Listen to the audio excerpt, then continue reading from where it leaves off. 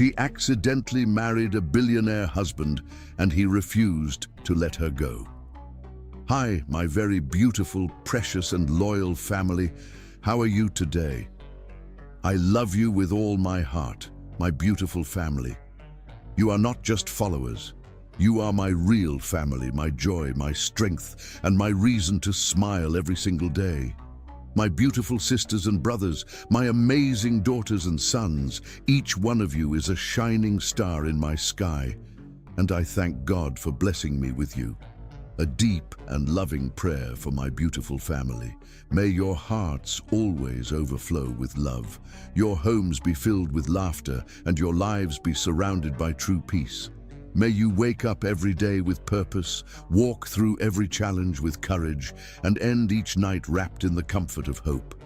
I pray that blessings chase you down, that joy finds you even in the quiet moments, and that you never feel alone, because my love is always with you. You are loved more than words can express. My sweet and loyal family, thank you for the love you showed in the last video. You made me feel alive again. We are rising once more, and your love is the wings that carry me. But I need your support now more than ever. Please like, comment, and share every video so we can spread love together and make our beautiful family even stronger. Let's start with love, my beautiful family. I am nothing without you. Blanca Colano stared at the hospital bill in her trembling hands, the $250,000 figure blurring through her tears. Outside the intensive care unit, her grandmother's heartbeat monitor beeped steadily, each sound a reminder of how quickly time was running out. There must be some mistake, she whispered to the sympathetic nurse. A heart transplant can't possibly cost this much. I'm so sorry, Miss Colano, without insurance coverage for pre-existing conditions. The nurse trailed off, her expression conveying what words couldn't. Blanca tucked a stray curl behind her ear and straightened her shoulders. At 25, she had already weathered more storms than most people twice her age. Abandoned by her parents at 7, she had been raised by her grandmother Elena, a woman who had sacrificed everything to give her a chance at life. Now, when Elena needed her most, Blanca was coming up desperately short. I understand. Thank you for your time. Her voice remained steady even as her world collapsed. Outside the hospital, the New York summer heat pressed against her like a physical weight. 3 jobs, boutique salesgirl by day, waitress by evening, and freelance seamstress until dawn. And she had only managed to save $15,000, not even close to enough. The fashion design degree she'd worked so hard for hung uselessly on her wall while her sketches gathered dust beneath her bed. Her phone vibrated with a text from Zoe, her roommate who worked for Elite Occasions, Manhattan's most exclusive wedding. Planning service. Emergency. Client needs stand-in bride for rehearsal tomorrow, offering $10,000 for 1 day. Interested? Blanca froze mid-step, causing a businessman to collide with her shoulder. She barely noticed his irritated glare as she reread the message. $10,000 in 1 day. It wouldn't solve everything, but it would buy time, precious time her grandmother desperately needed. What would I need to do? She texted back. Just stand in for practice ceremony. Rich client, super private. Wear dress, say lines, smile pretty, easy money. Blanca bit her lip. It sounded too good to be true, but Zoe had worked for Elite Occasions for years. If anyone understood the extravagant whims of the wealthy, it was her. I'll do it, she replied, pushing away the whisper of unease crawling up her spine. Across, in town, in a glass-walled penthouse office 60 floors above Manhattan, John Charnock slammed his fist against his desk, causing his lawyer to flinch. What do you mean, she backed out? The ceremony is tomorrow. His voice remained controlled, but ice coated every syllable. At 32, John had built Charnock Technologies from a dorm room startup into a multi-billion-dollar empire. His ruggedly handsome features, usually arranged in calculated charm, now darkened with genuine fury. Miss Winters had concerns about the arrangement. his lawyer, Marcus Pembroke, explained delicately. Her father received a better offer from Westfield Industries. John turned to the floor-to-ceiling windows, his reflection superimposed over the Manhattan skyline he'd conquered. Then find someone else. John, your grandfather's will stipulates marriage within 5 years of his death to maintain controlling interest. That deadline expires in 48 hours. The board is already positioning to vote you out. I'm aware of the deadline, Marcus. John's jaw tightened. 5 years ago, he'd agreed to his grandfather's archaic stipulation, confident he could navigate it when the time came. He'd selected Diana Winters carefully, from an appropriate family, with appropriate connections, willing to enter an appropriate arrangement for mutual benefit. The marriage would have been a business transaction, nothing more. The elite occasions. Un planner called, Marcus continued carefully. They have a stand-in for tomorrow's rehearsal. We could modify the plan. John turned slowly. Explain. The rehearsal could become the actual ceremony. The stand-in signs the legal documents thinking they're release forms. We pay her handsomely afterward for her trouble, file for annulment in a few weeks. You maintain control of the company. You're suggesting fraud, Marcus. John's voice was dangerously soft. I'm suggesting a solution to an impossible situation, unless you're prepared to lose everything your grandfather left you. John stared at the portrait on his wall, Solomon Charnock, the man who had reluctantly taken him in at 7 after his parents' death, who had raised him with cold precision, teaching him that love was weakness and trust was for fools. The man whose approval he had spent his life chasing and never receiving. Show me her information, John said, finally. Marcus slid a tablet across the desk. The screen displayed a simple photograph, a young woman with warm brown skin, curly black, hair pulled into a messy bun, and eyes that seemed to look through the camera rather than at it. Unlike the carefully curated social media profiles John typically encountered, this image captured something rare. Authenticity. Blanca Colano, 25. Fashion design graduate, works multiple jobs. No criminal record, no significant social media presence, no family except a grandmother in hospital. Completely under the radar. John studied her face, feeling an unexpected tug of curiosity. She's beautiful, he observed clinically. Arrange it, but double the payment. I don't want complications afterward.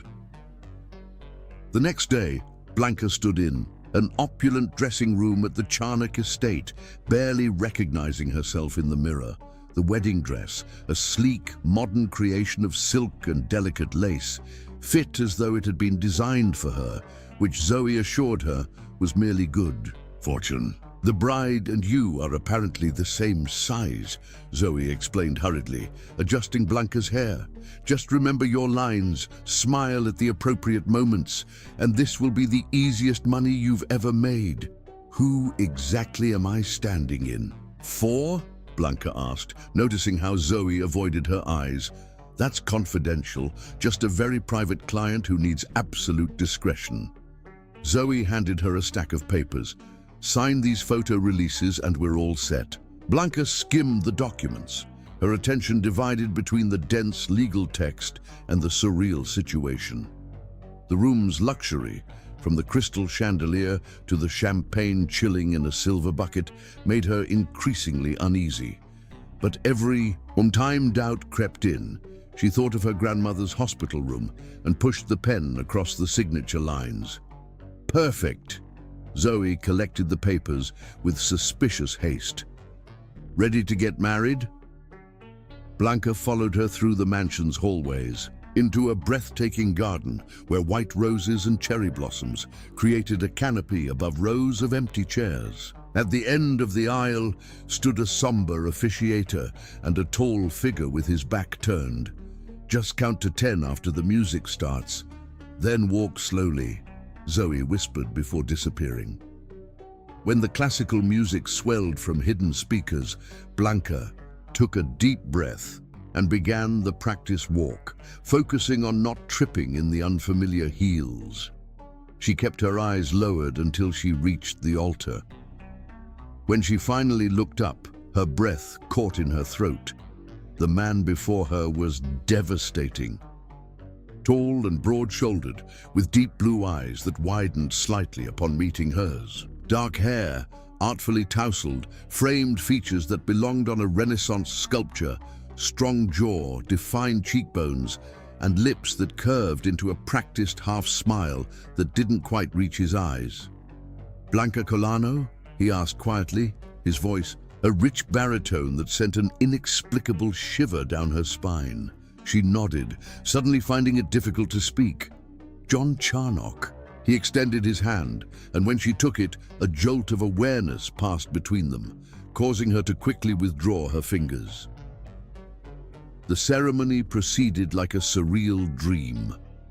Blanca repeated the lines she'd memorized, trying to ignore how intensely. John watched her as though searching for something in her expression. When instructed to exchange rings, she was surprised by the weight of the platinum band slipped onto her finger. "Such attention to detail," she murmured. Something flickered. In John's eyes, regret, guilt, before his expression smoothed again. "I believe in authenticity." The officiator's final words penetrated Blanca's consciousness too late.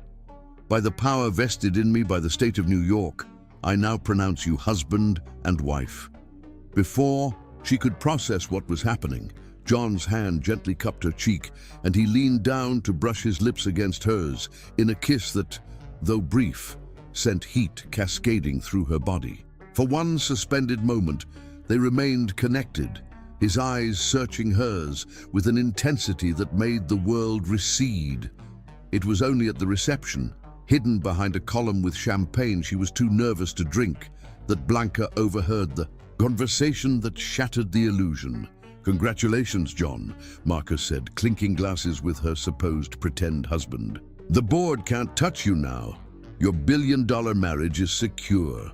"Until the annulment," John replied calmly. "The stand-in has no idea?" "None. According to the law, you're legally married. Once we secure your company position, we'll handle the girl." The champagne flute slipped from Blanca's fingers, shattering on the marble floor. Both men turned, finding her standing there with horror dawning on her face. "You," she whispered, backing away as John's expression changed from surprise to calculation. "That wasn't a rehearsal. This is real." She looked down at the ring on her finger, no longer a prop but a shackle, and realized with sickening clarity exactly what she had inadvertently done. Chapter 2.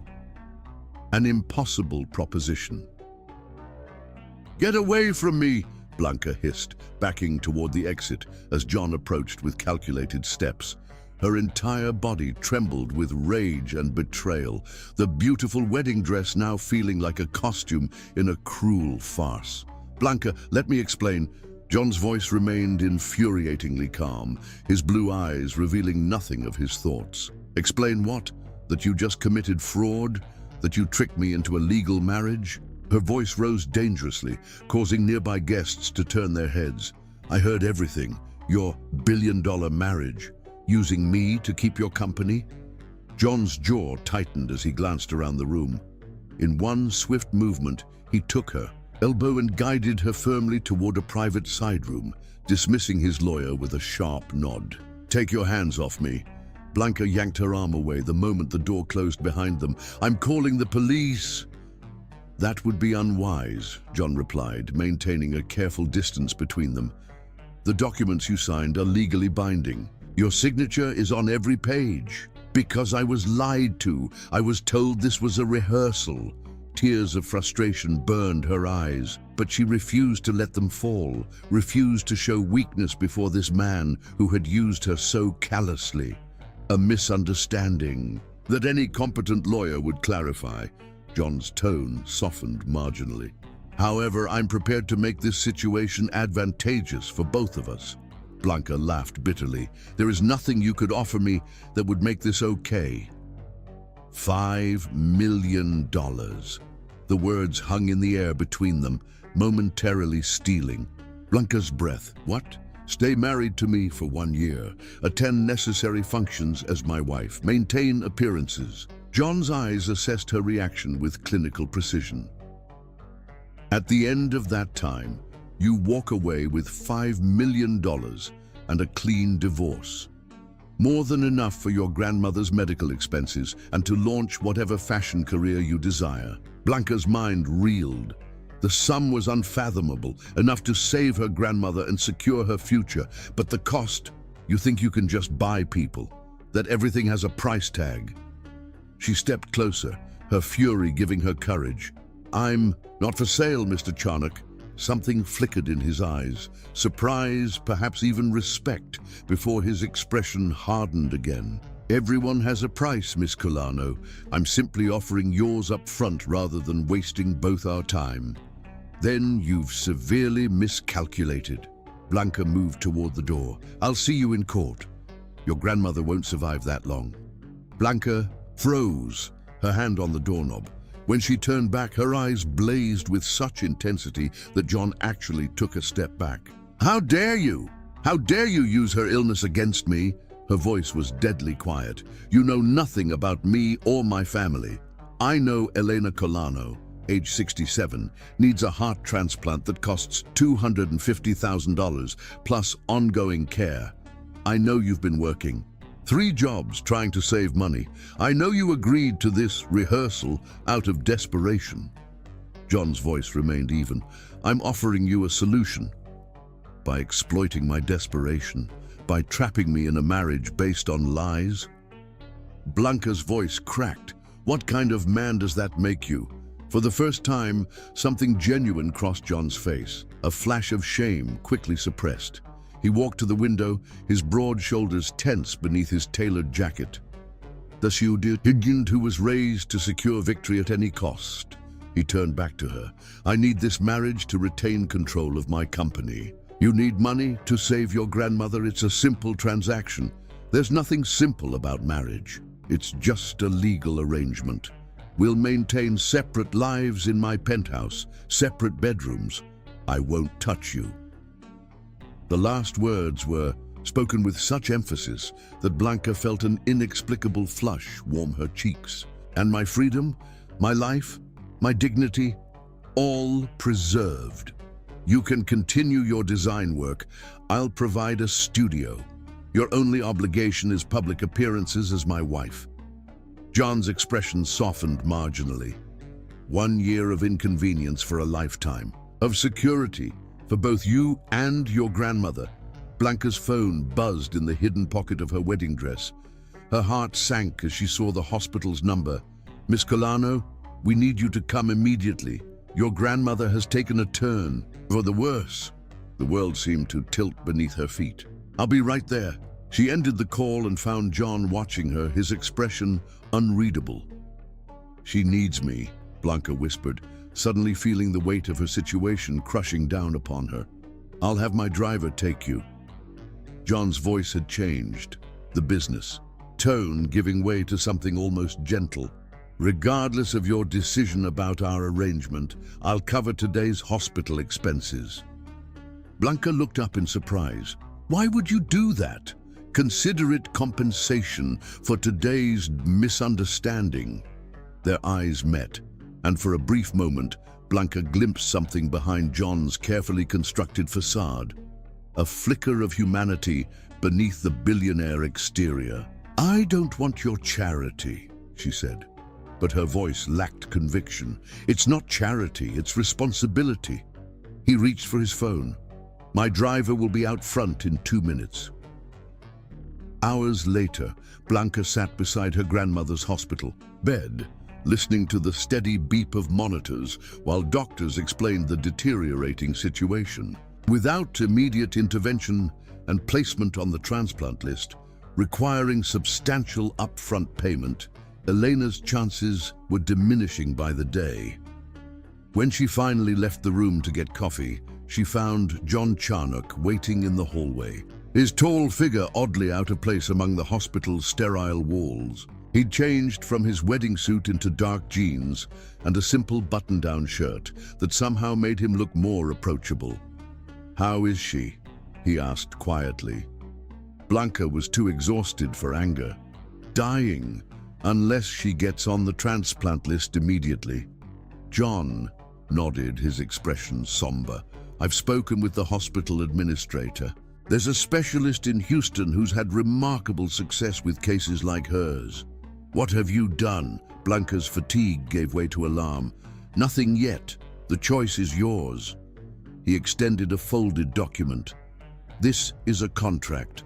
1 year of marriage. In exchange for immediate payment of all your grandmother's medical expenses and $5 million upon completion." Blanca stared at the paper, feeling trapped between impossible choices. Why me? You could find 100 women willing to enter this arrangement knowingly. Something unexpected crossed John's face. Vulnerability so brief she might have imagined. "Because you're not after my money. You proved that today." His voice dropped lower. "And because when you looked at me during that ceremony, you saw me. Not my wealth, not my company, just me." The admission hung between them, startlingly honest amid so much deception. "I can't share your bed," she whispered, her cheeks warming. "At the very thought. I would never ask that of you." His voice was firm. "Our arrangement would be strictly professional." Blanca looked through the window at her grandmother, the woman who had given everything to raise her, who had worked 3 jobs to put her through design school, who had never once complained about the sacrifices. "If I agree, I have conditions," she said finally.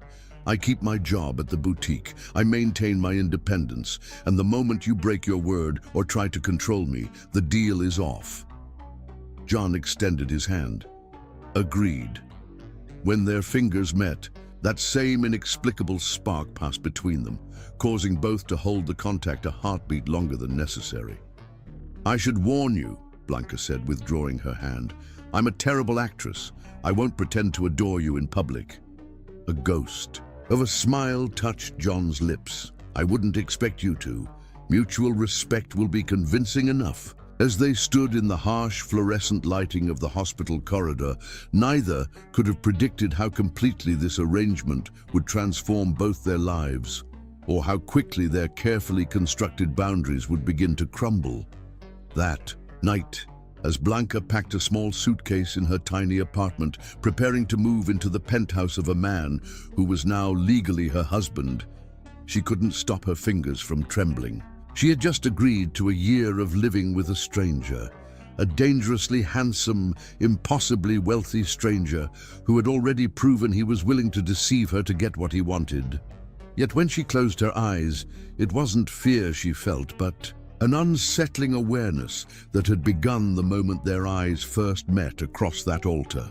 An awareness that whispered this arrangement might prove dangerous in ways neither of them had anticipated. Chapter 3. Behind the Walls. John Charnock's penthouse occupied the top 2 floors of Manhattan's most exclusive residential building, a glass and steel monument to wealth that pierced the skyline like a modern spear. Blanca stood frozen in the private elevator, clutching her worn suitcase as they ascended 60 floors in hushed, smooth silence. "The staff has been informed that we had a private ceremony after a brief engagement," John explained, his eyes fixed on the climbing numbers. "They're discreet and well compensated for their silence." Blanca nodded, too overwhelmed to speak. Just 3 days ago, she had been a struggling designer, sharing a cramped apartment in Brooklyn. Now her grandmother was in Houston being evaluated by the country's leading cardiac specialist, and she was moving in with a billionaire who was legally her husband. When the elevator doors opened directly into the penthouse foyer, Blanca couldn't suppress a small gasp. Floor-to-ceiling windows revealed a panoramic view of Manhattan, bathed in sunset gold. Minimalist furnishings in shades of gray and blue occupied a space so vast she could have fit her entire apartment in the living room alone. "Your suite is upstairs," John said, watching her reaction carefully. I took the liberty of having some essentials arranged, but we can purchase whatever else you need tomorrow." "I don't need anything," Blanca replied automatically, her pride flaring. "I brought everything important." Something that might have been amusement flickered in John's eyes. "As you wish." He led her up a floating staircase to the second level and down a corridor to a set of double doors. When he opened them, Blanca's carefully maintained composure nearly crumbled. The suite was larger than any home she'd ever lived in. A bedroom with a king-sized bed draped in cream linens, a sitting area with a fireplace, a bathroom with a soaking tub beside floor-to-ceiling windows, and a walk-in closet larger than her previous bedroom. "My suite is at the opposite end of the floor," John indicated with a gesture. "Your privacy is guaranteed." Blanca stepped inside, placing her suitcase carefully on a bench. "It's very nice, thank you." An awkward silence stretched between them until John cleared his throat. "Dinner will be ready at 7 if you'd care to join me. Otherwise, I can have something sent up." "I'll join you," Blanca said, surprising herself. "We should probably discuss expectations."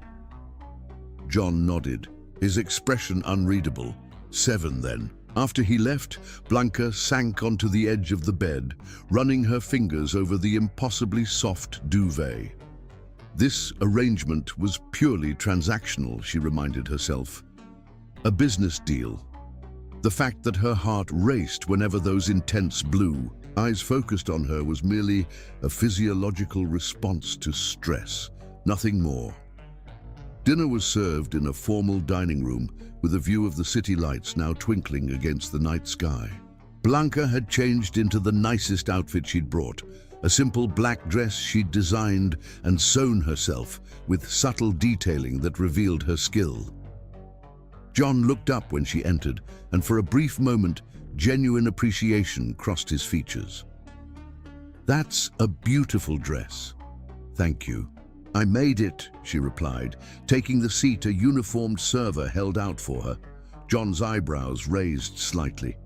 "You're talented."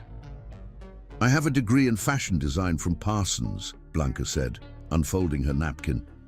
"Not that I've had much opportunity to use it, until now, perhaps." John nodded to the server, who poured wine into crystal glasses. "There's a spare room on this floor that could be converted into a design studio if you're interested." Blanca looked up in surprise. "That's generous." "It's practical. You'll need something to occupy your time." His tone was matter-of-fact, but not unkind. "And it would support our narrative if you were developing a collection as my wife." "Our narrative."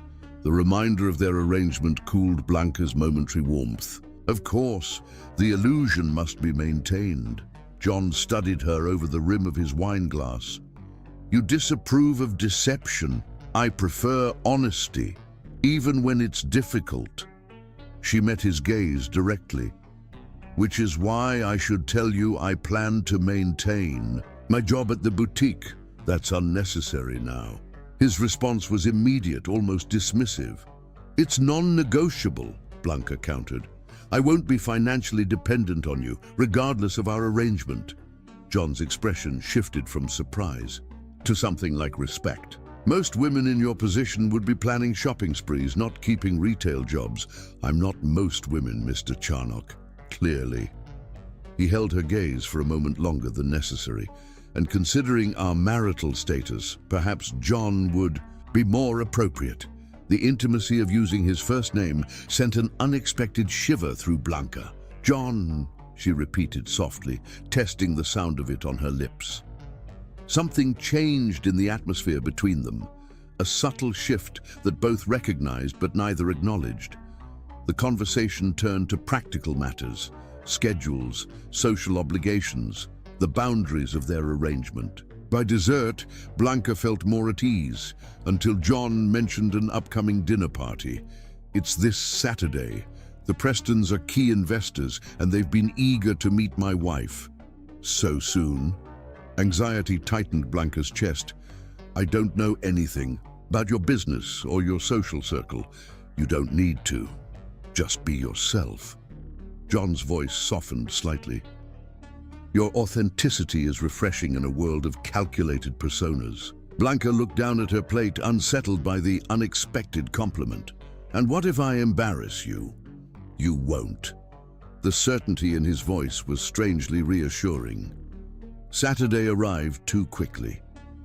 Blanca stood before the mirror in her suite, examining her reflection with critical eyes. She'd chosen another of her own designs, a deep emerald dress with subtle structural elements that flattered her figure without being overtly sexy. A knock at her door startled her. "Come in," she called, expecting a staff member. Instead, John entered, impeccable in a charcoal suit that emphasized his broad shoulders and tall frame. He stopped abruptly when he saw her, his customary composure slipping for a moment. "You look beautiful," he said, his voice lower than usual. Blanca felt heat rise to her cheeks. "Thank you." He approached slowly, holding out a slim velvet box. "I thought you might want to wear these tonight." Inside lay a delicate platinum necklace set with emeralds that perfectly matched her dress. "I can't accept this," she said automatically. "It's not a gift," John replied. "It's part of the appearance we need to maintain. My wife would wear appropriate jewelry." Blanca hesitated, then turned her back to him. "Will you help me put it on?" John stepped closer, his fingers brushing the nape of her neck as he fastened the clasp. Blanca held her breath at the contact, acutely aware of his proximity, the subtle scent of his cologne, the warmth radiating from his body. "There," he murmured, his breath stirring the curls near her ear. When Blanca turned to face him, they stood, closer than she'd anticipated. For one breathless moment, neither moved away. "We should go," John said finally, offering his arm with formal courtesy. The Preston dinner proved more challenging than Blanca had feared. The women, dressed in designer labels and dripping with diamonds, assessed her with calculating eyes, while the men evaluated her as if appraising a new acquisition. "So tell us, Blanca," Victoria Preston drawled over cocktails, "how did you manage to catch Manhattan's most elusive bachelor? We're all dying to know." The circle of socialites tightened around her, their smiles not reaching their eyes. "I didn't catch him," Blanca replied evenly. "We simply found each other." "How romantic!" Victoria's voice dripped with insincerity. "And what exactly did you do before becoming Mrs. Charnock?" "Martha mentioned you worked in a little shop somewhere." The condescension was unmistakable.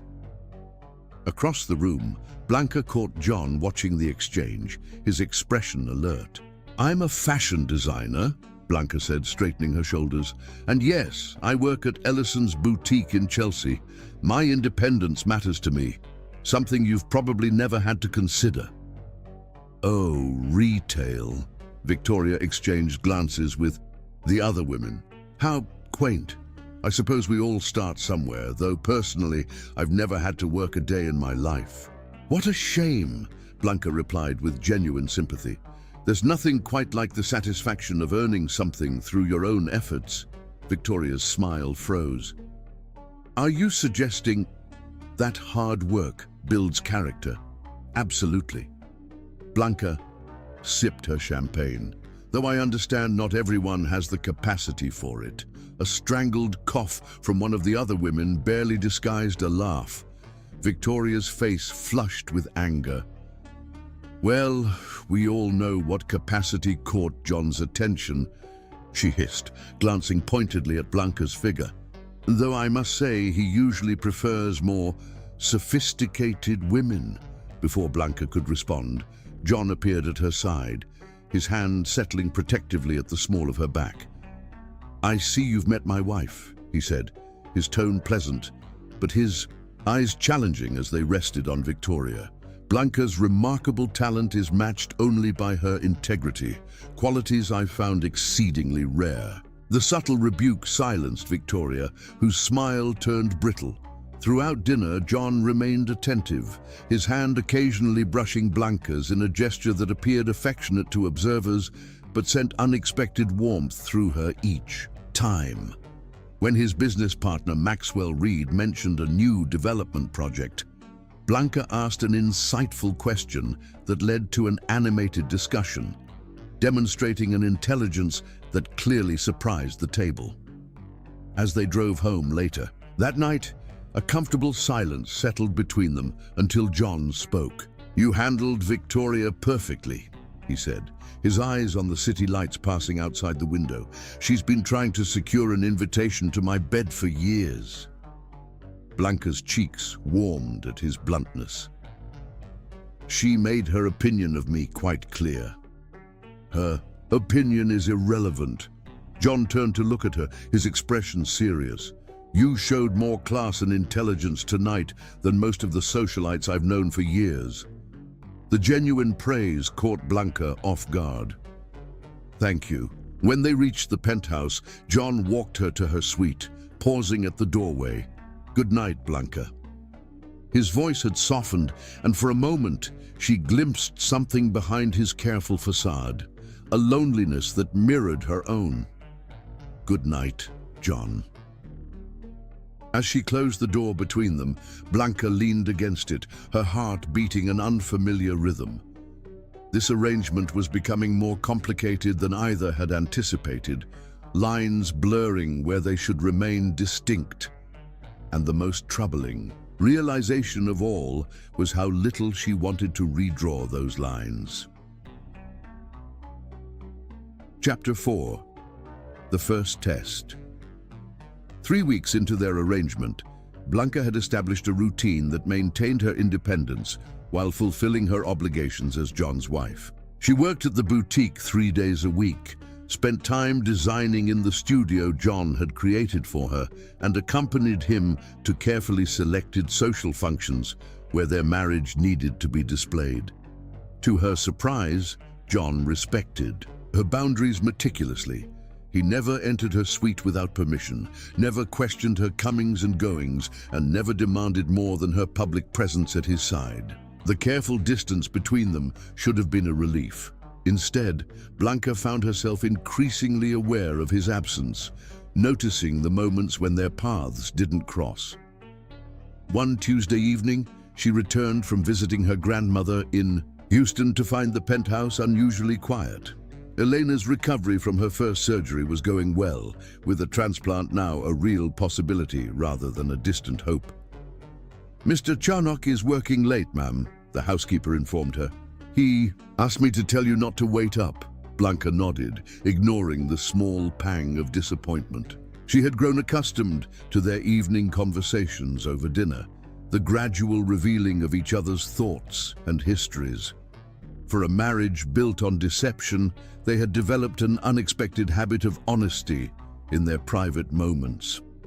She was sketching in her studio when the doorbell rang shortly before midnight. Curious, she made her way downstairs, arriving in the foyer as the housekeeper admitted a striking blonde woman in a dress that left little to the imagination. "I'm here to see John," the woman announced, her gaze dismissive as it swept over Blanca's simple loungewear. "You must be the new housekeeper." "Actually, I'm his wife," Blanca replied, extending her hand with deliberate politeness.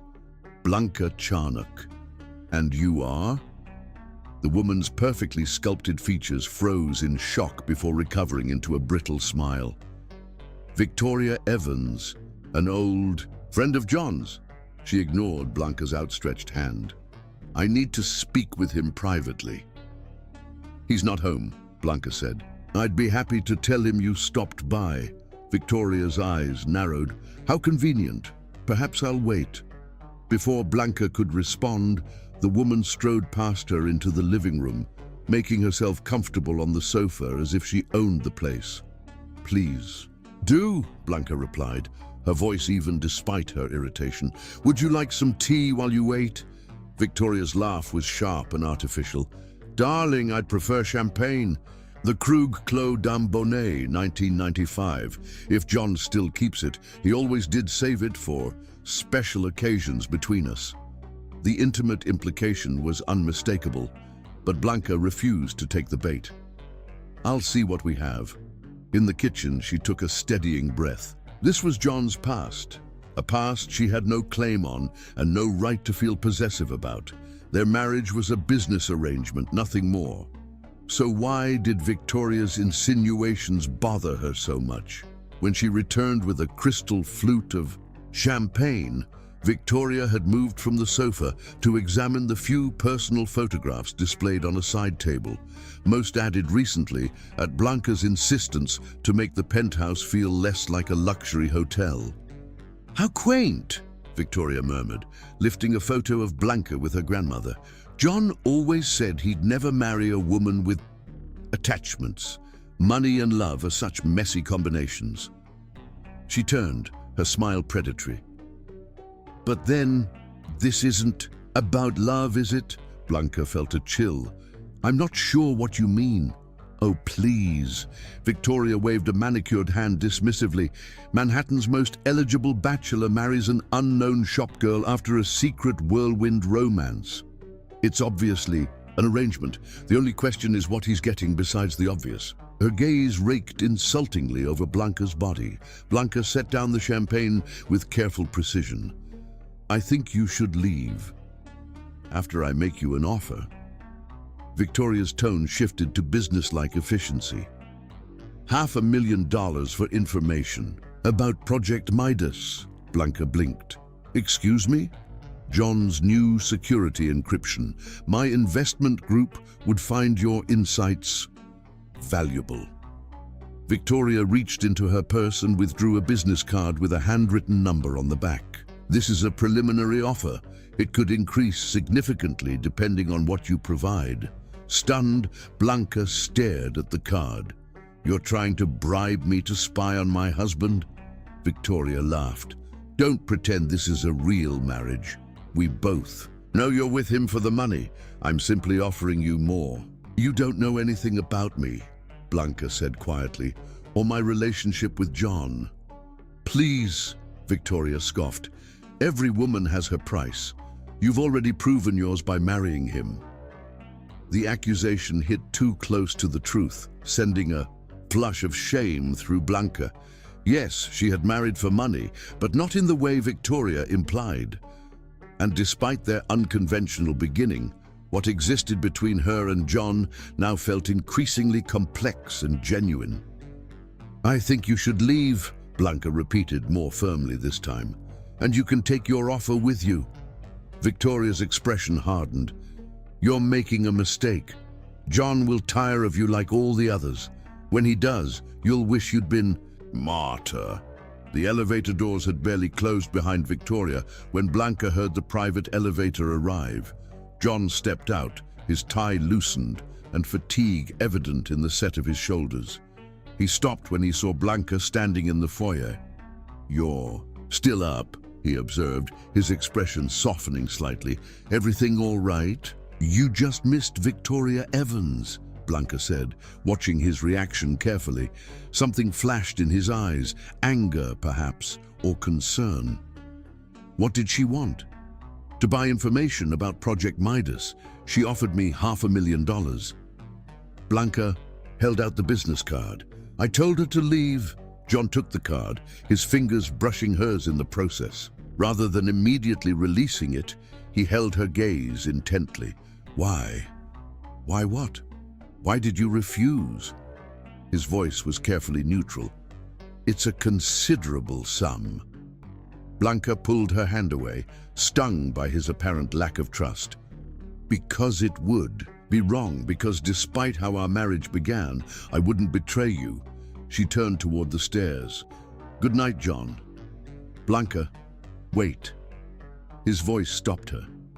When she turned back, he had crossed the distance between them, standing close enough that she could see the fatigue in his eyes and smell the faint woodsy scent of his cologne. "Thank you," he said softly, "for your loyalty." Something in his tone made her look closer, suddenly understanding. This was a test, she realized. "You sent her to test me." John had the grace to look slightly ashamed.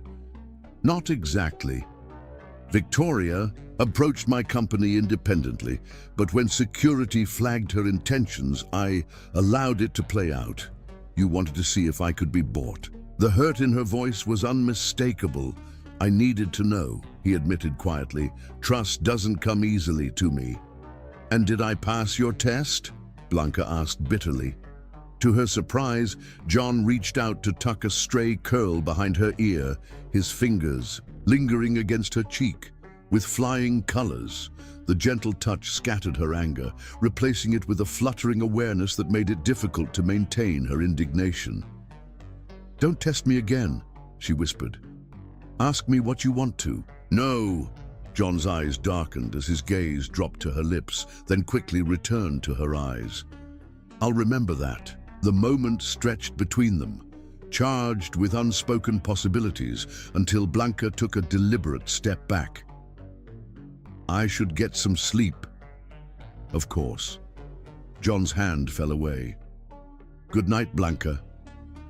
Later, alone in her bed, Blanca replayed the moment in her mind, the warmth of his touch, the intensity in his eyes, the way her heart had raced when he stood so close. This attraction was dangerous, a complication neither of them had anticipated. Their marriage was meant to be a business transaction, not whatever this was becoming. The call came at 3 in the morning. Blanca fumbled for her phone in the darkness, her heart racing when she saw the hospital's number. Miss Colano, it's Dr. Winters. Your grandmother has experienced complications. We need you here as soon as possible. The world tilted beneath her. Is she? She's stable for now, but you should come quickly. Blanca hung up and scrambled out of bed, pulling on clothes with shaking hands. She had to book a flight, arrange transport to the airport, call the boutique to explain her absence. A knock at her door interrupted her panic. She opened it to find John standing there, fully dressed despite the hour. I heard your phone, he explained. Is everything all right? My grandmother, Blanca managed, her voice cracking. She's had complications. I need to get to Houston. Without hesitation, John took her trembling hands in his. My jet is already on standby. We can be there in 3 hours. We, Blanca repeated. I'm coming with you. His tone left no room for argument. Unless you'd rather go alone? The simple offer, so unexpected, so genuine, cracked something in Blanca's carefully maintained composure. No, she whispered. I don't want to be alone. For the first time since their arrangement began, she allowed herself to lean on him, drawing strength from his steady presence as they headed for the elevator. In that moment, John wasn't her business partner or reluctant husband. He was simply the person she needed most. And that realization was the most terrifying test of all. Chapter 5. Breaking Barriers. The Houston Hospital's cardiac unit buzzed with quiet efficiency as Blanca and John arrived shortly after dawn.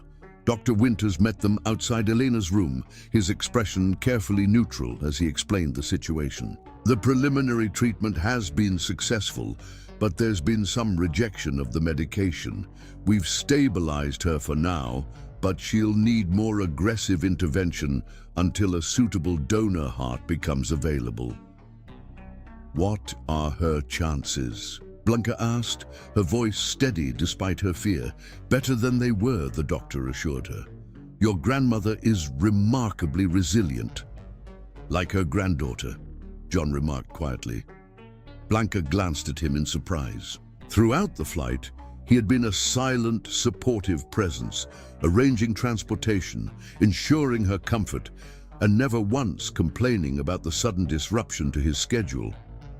Now, standing beside her in the sterile hospital corridor, in his rumpled suit, he looked nothing like the cold, calculating businessman who had orchestrated their marriage. You can see her now, Dr. Winters said. She's been asking for you. Blanca hesitated, then turned to John. Would you come with me? Something shifted in his expression. surprise followed by a softening she'd rarely witnessed. Of course, Elena Colano's small frame seemed lost among the hospital equipment, but her dark eyes brightened when she saw Blanca. Then her gaze shifted to John, widening in recognition. "So you're the young man who married my granddaughter," she said, her voice weak but her spirit evident in every word. "Come closer so I can see you properly." John approached the bed with uncharacteristic uncertainty. "Mrs. Colano, it's a pleasure to meet you. I'm sorry it's under these circumstances."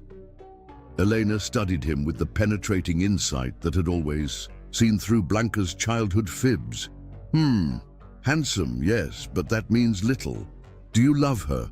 Abuela," Blanca protested, her cheeks flaming. John didn't falter. He met Elena's gaze directly. "I'm learning too," he said simply. The unexpected sincerity in his voice silenced both women. Elena's expression softened as she reached for his hand, then for Blanca's, joining them together over her hospital bed. "Good," she whispered. "That's a start." For 3 days, John remained at the hospital, working remotely from a private waiting room and ensuring both Blanca and Elena had everything they needed. He charmed the nursing staff, consulted with specialists, and most surprisingly, sat for hours by Elena's bedside while Blanca rested, listening to stories of her childhood with genuine interest. On the 4th morning, Blanca woke in the uncomfortable hospital chair to find her head pillowed against John's shoulder, his arm protectively around her. Somehow, during the night, they had gravitated toward each other, seeking comfort in sleep. They wouldn't allow themselves awake. "Sorry," she murmured, starting to pull away. His arm tightened slightly. "Don't be," he said, his voice rough with sleep. "You needed rest."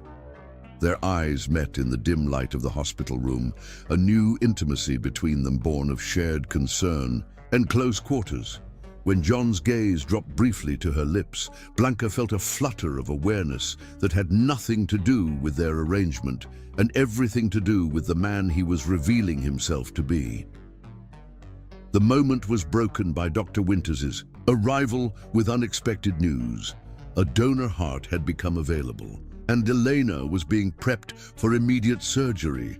"It's a perfect match," he explained, "the kind of opportunity we couldn't have hoped for so soon." Blanca's suspicions were confirmed when she overheard a conversation between John and the hospital administrator outside Elena's room. "Mr. Charnock, I want to thank you personally for the donation to our cardiac research department. The equipment we've been able to purchase has revolutionized our transplant program." "Just ensure Mrs. Colano receives the best possible care," John replied. "That's all that matters." When confronted, John admitted he'd made a substantial donation, but insisted Elena's match was legitimate. "I can't buy a heart, Blanca. I only made sure she was at the top of the list when one became available." "Why?" she asked, genuinely puzzled by his involvement. "This goes beyond our arrangement." John hesitated, uncharacteristically vulnerable. "Because she matters to you, and you..." He didn't finish the sentence, but his eyes conveyed what he couldn't say. "You matter to me." The hours of Elena's surgery stretched into an eternity of waiting. When Blanca's composure finally cracked under the strain, John pulled her into his arms without hesitation, holding her against his chest as she released her fears in quiet sobs. "She'll be all right," he murmured into her hair. "She's strong like you." Blanca held onto him, drawing strength from his steady heartbeat. "Thank you for being here." His lips brushed her forehead in a touch so gentle she might have imagined it. "There's nowhere else I would be." That night, after receiving news of Elena's successful surgery, they returned to the hotel suite John had arranged. The past days had forged something new between them, shared worry transforming into shared relief, professional boundaries dissolving through gentle touches and whispered encouragements. Now, exhaustion and emotional release left Blanca standing in the living area, staring unseeing at the nighttime Houston skyline, acutely aware of John's presence in a way that transcended their careful arrangement. "You should rest," John said quietly from behind her. "I don't think I can sleep," she admitted. "Too much adrenaline." She turned to find him watching her with an intensity that made her breath catch. For days, they had existed in a bubble of shared concern, professional boundaries slowly eroding with each hour spent together. Now, alone in the quiet hotel suite, the air between them felt charged with unspoken possibilities. A sudden thunderclap broke the silence, followed by a torrential downpour against the windows. Blanca flinched visibly at the sound. "You're afraid of storms?" John asked, stepping closer. "Since childhood," she admitted. "We lived in an old apartment with a leaky roof. During hurricanes, the ceiling would sometimes collapse." Another lightning flash illuminated the room, followed immediately by a deafening thunderclap. Blanca instinctively moved toward John, who opened his arms without hesitation. She stepped into his embrace, feeling his arms close securely around her. "I've got you," he murmured against her hair. They stood like that for long moments, the line between comfort and desire blurring with each passing second. When Blanca finally tilted her head back to thank him, she found his gaze fixed on her, lips with unmistakable hunger. "John," she whispered, his name a question and permission all at once. He lifted one hand to cup her cheek, his thumb tracing her lower lip with exquisite gentleness. "Tell me to stop," he said, his voice rough with restraint. Instead of answering, Blanca rose on her tiptoes, eliminating the last distance between them. Their lips met in a kiss that began tentatively but quickly deepened as weeks of denied attraction erupted into overwhelming need.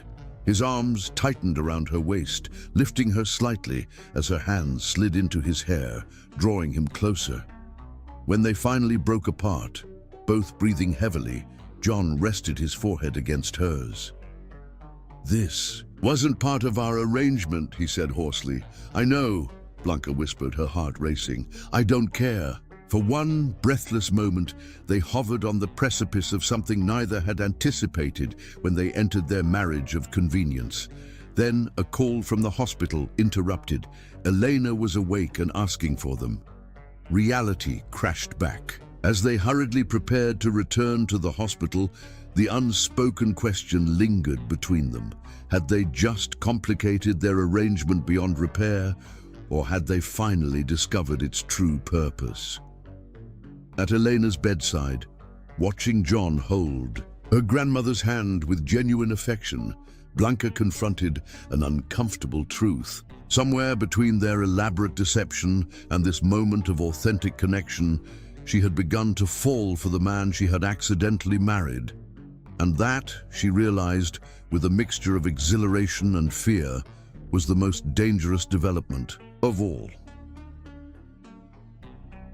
Chapter 6. Falling Surrender. The penthouse felt different when they returned from Houston 3 weeks later. Elena's successful recovery had lifted a weight from Blanca's shoulders, while the stolen kiss during the thunderstorm had shifted something fundamental between her and John. Neither had mentioned it since, maintaining a careful distance that felt more like self-preservation than disinterest. Blanca busied herself in her design studio, losing herself in work to avoid examining her growing feelings. The collection was taking shape, elegant pieces inspired by transformation and unexpected beauty, much like her own journey over the past months. In the evenings, she often found herself on the penthouse balcony, sketching as the city lights emerged. It was on one such evening that John found her, stepping through the glass doors with 2 mugs of tea. He wore casual clothes, jeans, and a simple grey sweater that softened his usual imposing presence. "You've been out here for hours," he said, offering her a steaming mug. "I thought you might be cold." Blanca accepted the tea gratefully, their fingers brushing in the exchange. "Thank you. I lose track of time when I'm drawing." John settled into the chair beside her, closer than he would have dared before Houston. "May I?" he asked, gesturing to her sketchbook. She hesitated only briefly before passing it to him. Showing her designs had always felt like exposing a piece of her soul, but somehow she trusted him with this vulnerability. John turned the pages carefully, studying each sketch with genuine interest. "These are remarkable, Blanca. You have extraordinary talent. They're for a collection I've been dreaming about for years," she admitted. "A line that combines structural elements with fluid movement, strength and softness together. Like you," John said quietly, raising his eyes to meet hers. The simple observation, so perceptive, so sincere, caught her off guard. In that moment, she glimpsed again the man beneath the billionaire facade, the one who had held her through her grandmother's surgery and kissed her with unexpected tenderness during the storm. "The studio you gave me has made it possible," she acknowledged. "I never had the space or resources before. You would have found a way," John replied with conviction. "You're remarkably resourceful." Silence settled between them, comfortable rather than awkward, as they sipped their tea and watched the city below. When John finally spoke again, his voice had a different quality, hesitant, almost vulnerable. "I've been thinking about Houston." Blanca's heart skipped. "Which part?" His eyes met hers directly. "The part where I kissed you, or you kissed me. I'm still not entirely sure who started it." "Does it matter?" she asked softly. "It matters because our arrangement didn't include that." His gaze dropped briefly to her lips. "And because I've been wanting to do it again ever since." The admission hung in the air between them, honest and unadorned. Blanca set down her mug, her pulse quickening. "What's stopping you?" John's expression grew serious. "When we agreed to this marriage, you made it clear that intimacy wasn't part of the deal. I respect that boundary." "Boundaries can change," Blanca whispered. "People can change." He reached across the small space between them, taking her hand in his. "We should be clear about what this means. If we cross this line, there's no going back to our neat, compartmentalized arrangement." Blanca understood the weight of his warning. Physical intimacy would irrevocably complicate their carefully constructed facade, blurring the line between pretense and reality. Yet the thought of maintaining their distance for the remaining months of their contract had become increasingly painful. "I know," she said simply. John stood, drawing her to her feet before him. In the soft glow of the city lights, he studied her face with an intensity that made her breath catch. Slowly, deliberately, he traced the curve of her cheek with his fingertips, giving her every opportunity to retreat. Instead, Blanca stepped closer, resting her hands against his chest, where she could feel his heartbeat accelerating to match her own. "I want this," she whispered. "I want you." His restraint visibly crumbled at her words. John bent his head, capturing her lips in a kiss that contained none of the hesitation of their first embrace. This was hunger and need and longing finally unleashed, his arms pulling her against him as though he couldn't bear any space between them. Blanca responded with equal fervor, her fingers threading through his hair as the kiss deepened. Every touch, every taste was a revelation. The soft groan that escaped him when her teeth grazed his lower lip, the way his hands spanned her waist with possessive heat, the intoxicating scent of his skin. When they finally broke apart, breathless and dizzy, John rested his forehead against hers. "Are you sure about this?" In answer, Blanca took his hand and led him inside, through the darkened penthouse to the threshold of her bedroom. There, she paused, suddenly aware of the significance of her choice. This room had been her sanctuary, the one space that remained exclusively hers in their complicated arrangement. John seemed to understand her hesitation. "We can stop," he murmured, though the desire in his eyes belied his words. "I don't want to stop," Blanca replied, her voice steady despite the nervous flutter in her stomach. "I just want you to know that this isn't part of our deal. This is just us, whatever that means." Something softened in John's expression. He lifted her hand to his lips, pressing a kiss to her palm with such tenderness that tears pricked at her eyes. "Then let's forget the deal," he said quietly, "just for tonight." What followed was nothing like Blanca had imagined during her secret moments of yearning. John's passion was matched by an unexpected gentleness, his touch reverent as he explored her body with meticulous attention. Each caress, each whispered endearment dismantled another layer of the walls between them. In the quiet aftermath, lying in the circle of his arms with her head pillowed on his chest, Blanca felt both completely exposed and utterly safe. His fingers traced lazy patterns along her spine as their breathing gradually steadied. "You're thinking very loudly," John murmured, pressing a kiss to her temple. Blanca smiled against his skin. "I'm wondering what happens now." "Now we sleep," he replied, tightening his arms around her. "And tomorrow, we figure it out together." The promise in those simple words, "together," carried her into dreamless sleep. The following weeks brought a transformation neither had anticipated. Their public appearances as husband and wife, once carefully choreographed performances, gained an authentic quality that even the most skeptical observers couldn't question. In private, they discovered each other in ways that went far beyond physical intimacy. John taught Blanca to swim in the penthouse's private pool, his hands steady and patient as she conquered her childhood fear of water.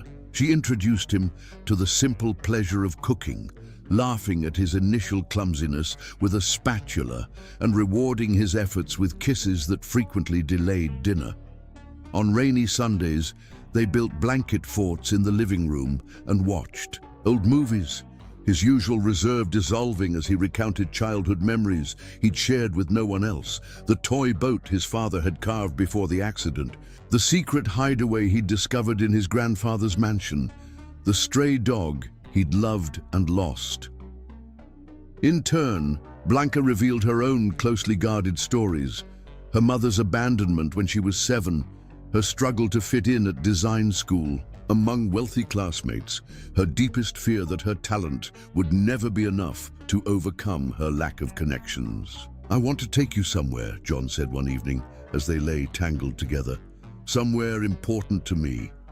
The following weekend, they drove 2 hours upstate to a secluded lake house surrounded by autumn foliage. The modest cabin stood in stark contrast to John's usual luxury. "This was my parents' place," he explained, unlocking the door with a key he wore around his neck. "The only thing my grandfather couldn't sell after they died. I've kept it exactly as it was." Blanca stepped inside reverently, understanding the magnitude of his gesture. The cabin was a time capsule, family photos on pine walls, worn furniture, arranged for conversation rather than appearance, books and board games stacked on shelves. "You had a good childhood before you lost them," she observed softly, touching a photo of a laughing, dark-haired boy held aloft on his father's shoulders. "The best," John confirmed, his voice rough with emotion. "I've never brought anyone here before."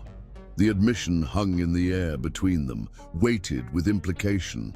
This wasn't just any place, this was his sanctuary, his most private self laid bare. "Why me?" Blanca asked, needing to understand. John took her hands in his expression more vulnerable than she'd ever seen it. "Because you've somehow become the person I trust most in the world," he admitted. "Because when I'm with you, I remember the person I was meant to be, before loss and ambition hardened me." That night, they made love before the cabin's fireplace, their connection transcending the physical as something deeper took root between them, something neither had expected from their calculated beginning, something that terrified and exhilarated them in equal measure. In the flickering firelight, as Blanca drifted towards sleep in his arms, John whispered words he thought she couldn't hear. "I'm falling in love with you." But she heard, and in the secret chamber of her heart, she acknowledged the truth she wasn't yet brave enough to speak aloud. She was falling too, helplessly and completely, for the man she had accidentally married. Chapter 7. The Breaking Point. As autumn deepened into winter, Blanca and John settled into a rhythm that blurred the boundaries of their arrangement into something that felt increasingly genuine. Their first anniversary approached, a milestone neither had expected to celebrate when they'd entered their marriage of convenience. Blanca wanted to mark the occasion with something meaningful. After much consideration, she reached out to Eliza Chen, a prominent designer she'd admired for years, who had recently established her own label after leaving a major fashion house. "I'd like to create a small collection," Blanca explained during their first meeting in a Chelsea cafe. "Something that tells a story, our story." Eliza studied Blanca's portfolio with genuine interest. "These are exceptional. You have a distinctive voice that's been missing in the industry. Why approach me, though? You clearly have the talent to do this independently. I need guidance on production, materials sourcing, industry connections," Blanca admitted. "And, honestly, validation from someone established. This collection is personal. I want to do it right." "A gift for your husband?" Eliza guessed shrewdly. Blanca nodded, a soft smile playing at her lips. "Our anniversary. I want to surprise him by launching something that honors both our journeys." What Blanca didn't know was that Eliza Chen had recently been approached by Maxwell Innovations, one of Charnock Technology's main competitors.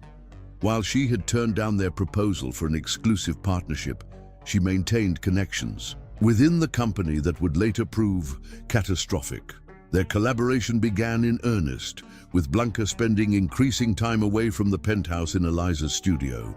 She maintained her secrecy carefully, telling John only that she was working on a new project that required outside consultation. Meanwhile, John was immersed in the final development stages of Project Midas, the revolutionary encryption software that would transform digital security if successful.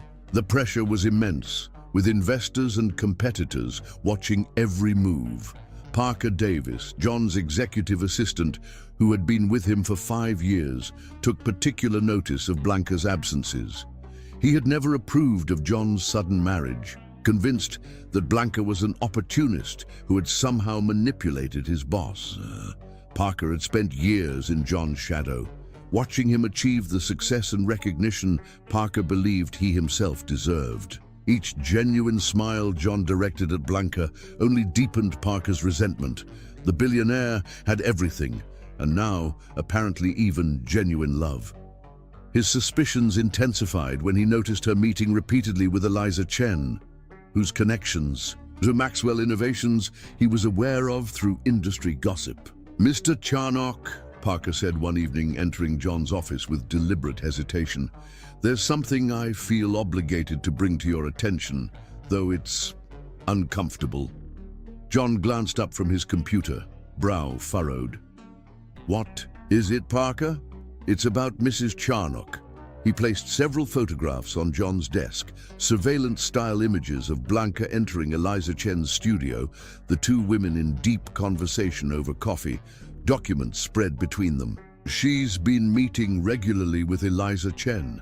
As you know, Chen has connections to Maxwell Innovations." John stared at the photos, his expression unreadable. "You've been having my wife followed?" Parker shifted uncomfortably. After the Victoria Evans incident, security protocols were enhanced for all family members. These were routine observations that raised red flags. "And what exactly are you suggesting?" John's voice had grown dangerously quiet. "I'm not suggesting anything, sir. Just reporting concerning patterns. Mrs. Charnock has no background in technology, yet she's spending significant time with someone connected to your primary competitor during the final phase of Project Midas." The seed of doubt was planted skillfully, fertilized by John's deeply rooted fear of betrayal and abandonment. Though he tried to dismiss Parker's implications, the photographs lingered in his mind, raising questions he couldn't silence. That night, when Blanca returned home late, flushed with excitement from a productive session with Eliza, she found John uncharacteristically distant. "Long day?" he asked, his voice carefully neutral. "Productive," Blanca replied, settling beside him on the sofa and reaching for his hand. "How was yours?" "Informative." John's fingers remained stiff in hers. "How's Eliza Chen these days?" Blanca froze, her heart suddenly racing. "How did you know that you've been meeting with her regularly?" John withdrew his hand. "Is there something you want to tell me, Blanca?" The coldness in his tone caught her off guard. "It's not what you think." "What exactly do I think?" His eyes had turned to ice, reminiscent of the calculating businessman she'd first met rather than the warm, loving man she'd come to know. "You think I'm hiding something," Blanca said carefully, hurt building behind her careful composure. "And I am, but not what you're implying. It's a surprise." John stood abruptly, pacing to the window. "A surprise that requires weeks of secret meetings with someone connected to Maxwell Innovations. During the exact period when Project Midas is most vulnerable." The accusation hung between them like a physical barrier. Blanca rose slowly, disbelief warring with anger. "You think I'm what? Spying on you? Stealing your technology secrets?" Her voice shook with emotion. "After everything we've shared, you believe I would betray you?" "I don't know what to believe," John replied, his voice controlled despite the storm in his eyes. "I know that our marriage began as a business arrangement. I know that $5 million is a powerful motivator. And I know that people I've trusted have betrayed me before." Each word struck Blanca like a physical blow. "So that's still all this is to you? A business arrangement? A transaction? Isn't that what we agreed to?" John countered, his walls visibly rebuilding with each second. Blanca stepped toward him, desperate to bridge the sudden chasm between them. "Things changed. You know they did. What happened at the cabin, what you whispered when you thought I was asleep, did that mean nothing?" John's expression flickered with surprise before hardening again. "I need to protect my company, Blanca. Thousands of people depend on me. And what about us? What about what we've built together?" Tears threatened, but Blanca refused to let them fall. "Ask me directly, John. Whatever you want to know, just ask me." Instead of answering, John reached for his phone, pulling up a document. Project Midas will include quantum-resistant cryptography, utilizing a proprietary algorithm we've developed. The alpha testing begins next Tuesday with selected partners under strict NDAs. Blanca frowned in confusion. "Why are you telling me this?"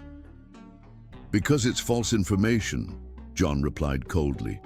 "A test to see where it leads." Understanding dawned, with sickening clarity. "You're testing me? Again? After everything?"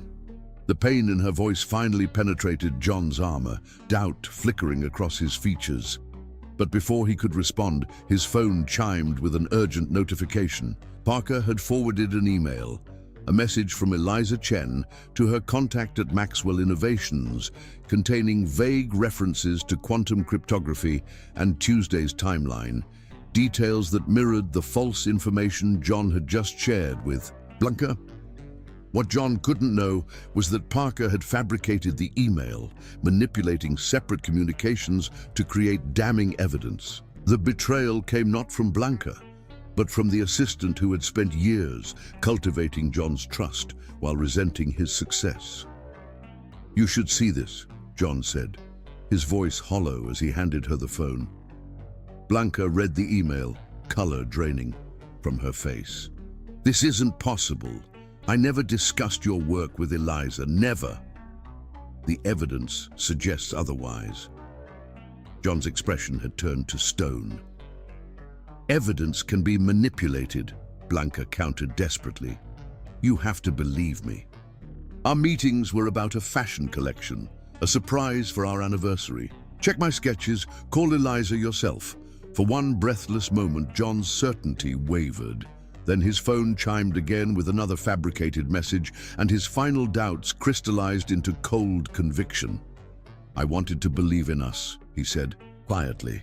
"But some things are too deeply ingrained to change. Trust has never come easily to me." "You have to make a choice, John," Blanca whispered, tears finally spilling down her cheeks. "Believe in the wife you've come to know, or believe in your fears. You can't have both." When he didn't immediately answer, Blanca slowly removed her wedding ring, placing it on the coffee table between them. The small platinum circle gleamed in the low light, a symbol of all they had built and might now lose.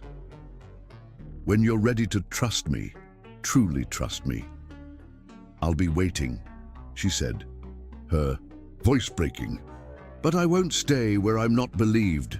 She walked to her room with measured steps, packed a small bag, and called a taxi. John remained frozen by the window, trapped between his deeply rooted fear of betrayal and the desperate love he'd never expected to find.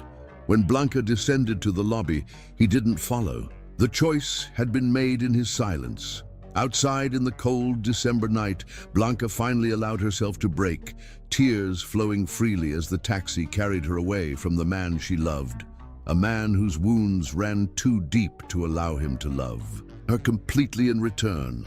What she couldn't know was that in her wake, John had finally checked her studio, discovering the anniversary collection sketches and the invitation to the showcase she had planned as his surprise. The evidence of her innocence arrived moments too late, as the lights of her taxi disappeared into the Manhattan traffic.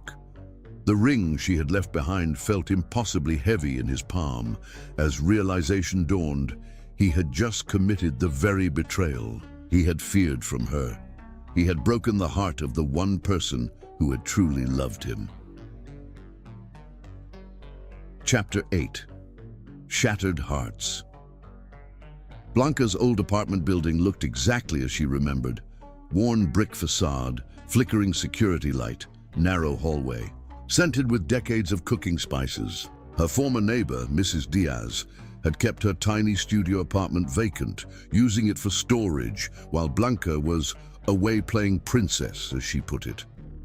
"I knew you'd be back someday, Nina," the older woman said, helping Blanca clear space for a mattress among boxes of seasonal decorations. "Men like that, they want toys, not wives."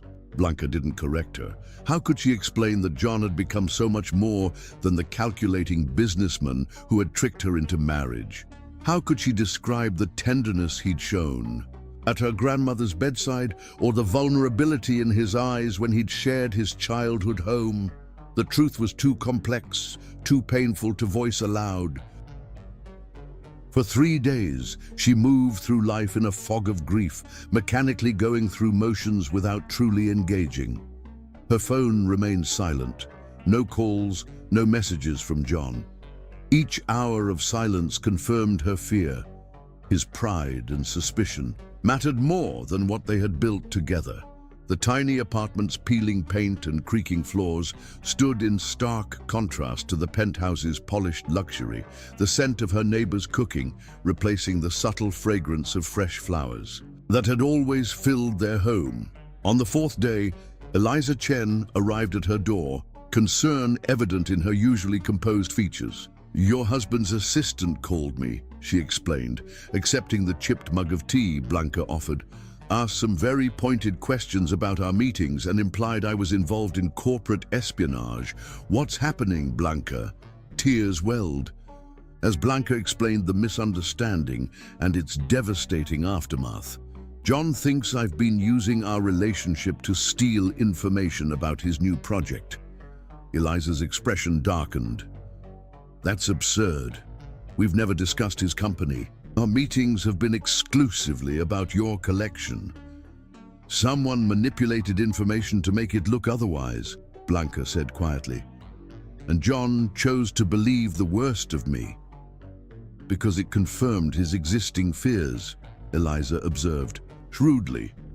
Men like your husband build empires because they trust no one. It's difficult for them to break that pattern, even when presented with evidence to the contrary.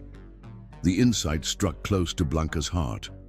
John's inability to trust stemmed from profound loss. Parents gone too soon, a grandfather who taught him that vulnerability was weakness, a lifetime of people wanting him for his wealth rather than himself. Understanding the source of his suspicion didn't lessen the pain of it, but it helped her see the full tragedy of their situation. "The collection is nearly ready," Eliza said, changing tactics when Blanca remained silent. "We could still hold the showcase as planned. Perhaps seeing the truth so publicly displayed would shake his certainty." Blanca shook her head. "The collection was meant to be a gift, a celebration of our journey together. Now it feels like a memorial to something beautiful that died too soon."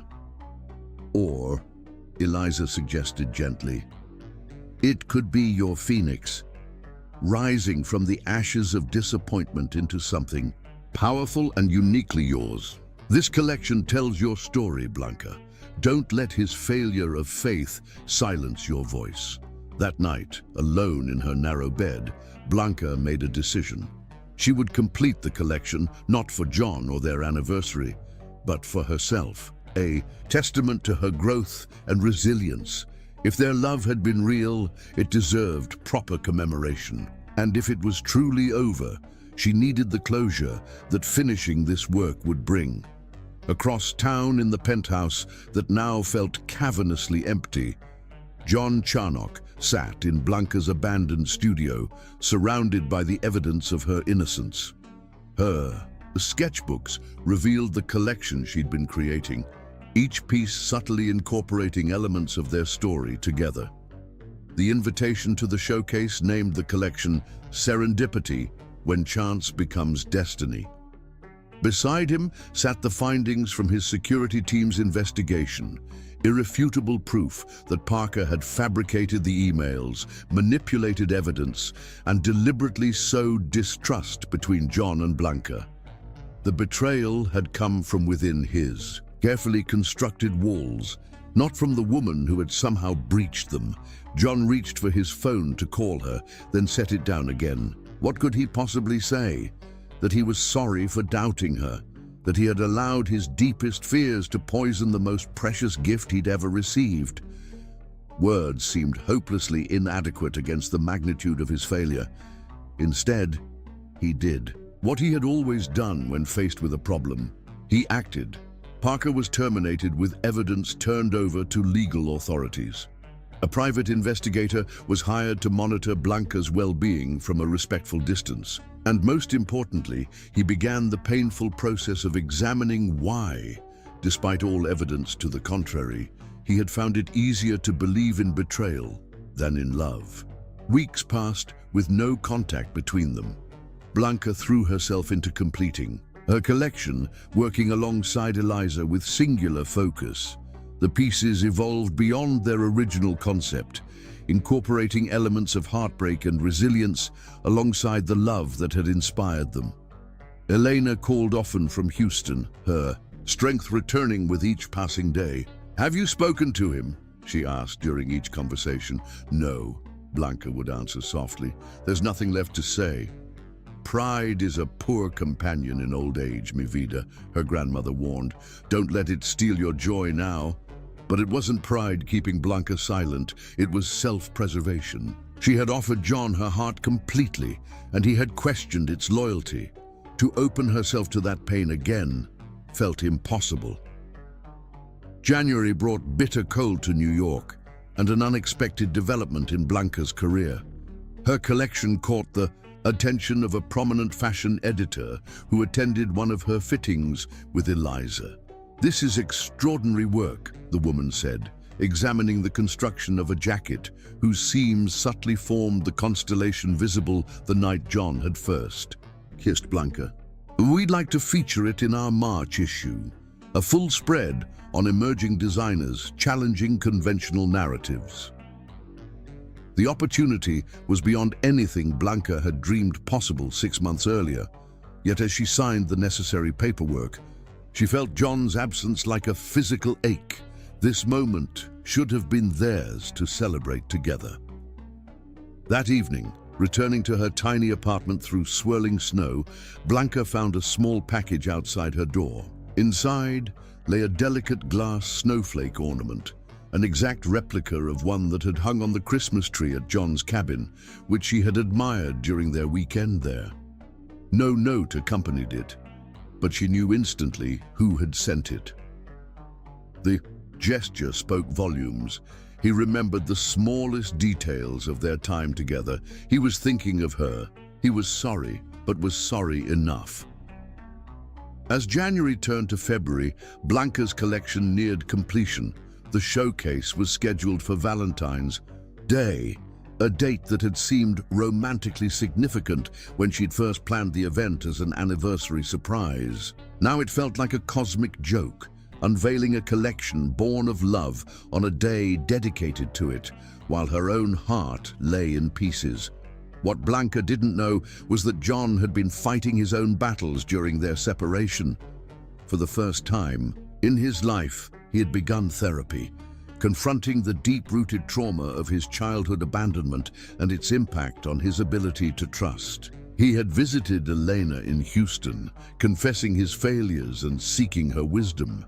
He had even tracked down Blanca's estranged mother, funding rehabilitation that might someday allow for reconciliation, though he asked that his involvement remain anonymous.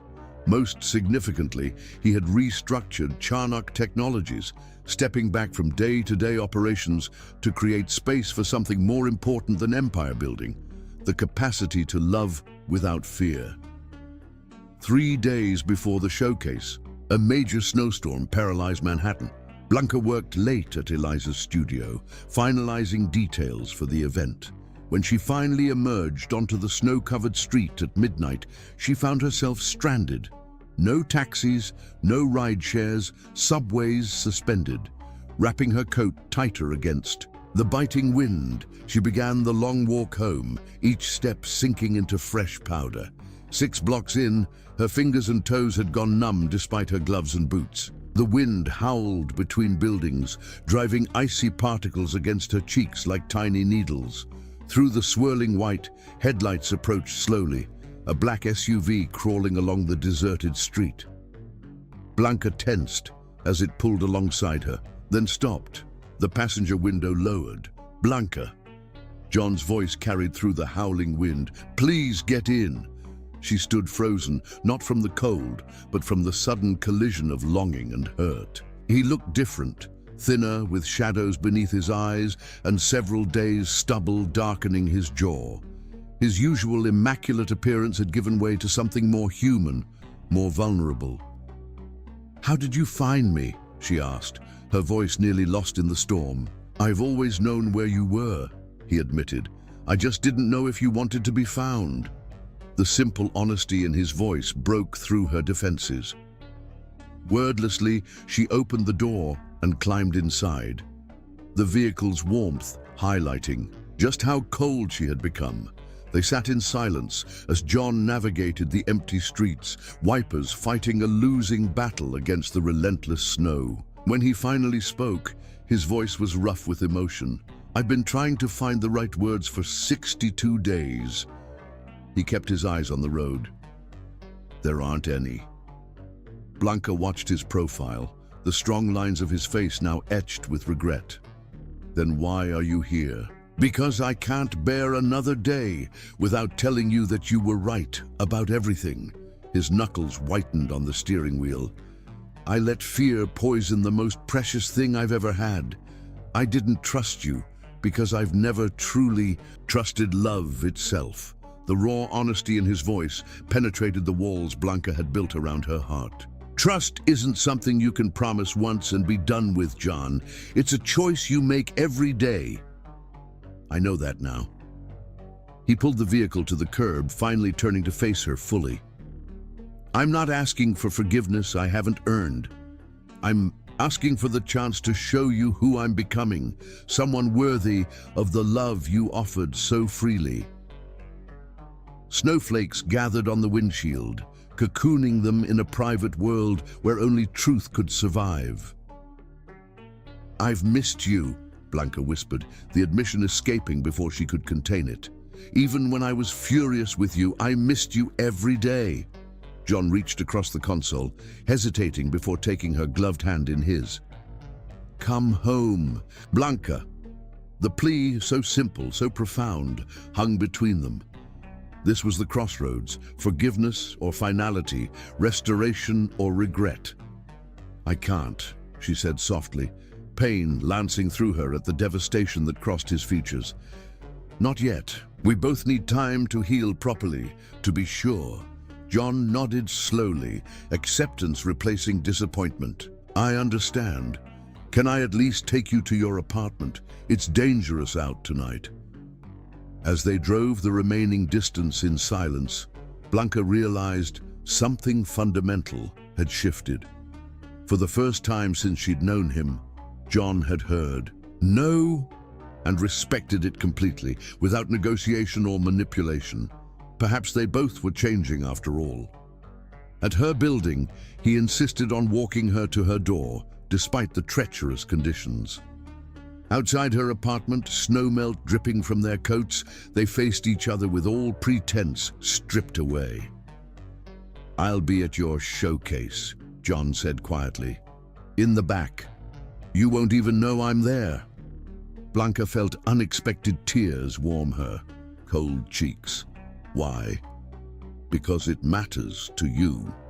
He reached out tentatively, brushing a snowflake from her hair with heartbreaking gentleness. "And everything that matters to you matters to me, even if I'm no longer part of your life." After he left, Blanca stood in her tiny apartment, listening to his footsteps recede down the hall. The distance between them had never felt so vast or so bridgeable.